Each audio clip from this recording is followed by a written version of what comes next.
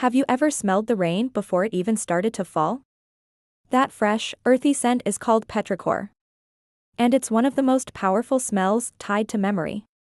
But what actually causes it? Geosmin is a compound made by certain soil bacteria called actinomycetes. It's like nature's own perfume. And there's a reason why we like it so much. Researchers believe it's because the smell of rain signaled survival for our ancestors. Rain meant water, plants, and food. So our brains learned to love the smell. Today, it still triggers something deep inside us. That nostalgic, calming feeling when you breathe it in.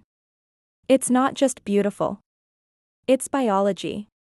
Check out this colorful beetle.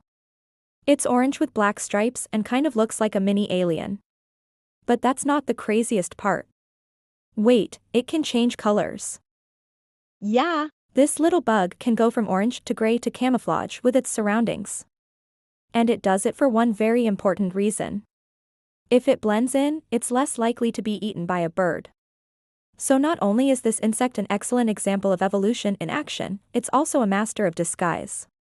When the ground gets wet, these bacteria release geosmin into the air. Specifically, it's a white witch moth. And there's a lot of them in South America. These moths play an important role in their ecosystem. They're both a food source and a pollinator.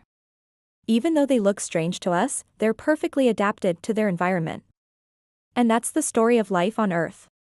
Evolution has created all kinds of weird and wonderful creatures, and they are all perfectly suited for their way of life. Our noses are extremely sensitive to it, even at very low levels. That's why you can smell rain even from a distance. But there's more. It starts with something called geosmin. When rain hits dry soil, tiny air bubbles form and burst, throwing geosmin and other particles into the air.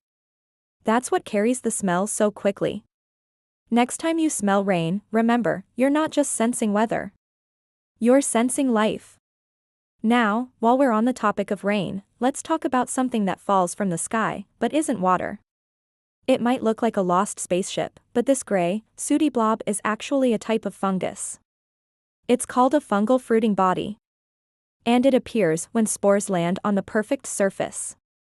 They send out thread-like cells to gather nutrients and then pop out these cute little gray blobs. But they're not here to stay.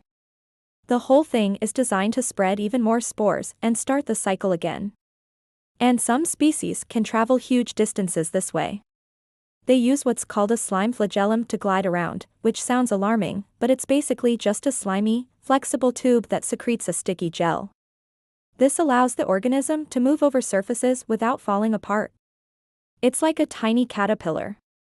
And it doesn't stop them from traveling far and wide. One species has been found on every continent except Antarctica.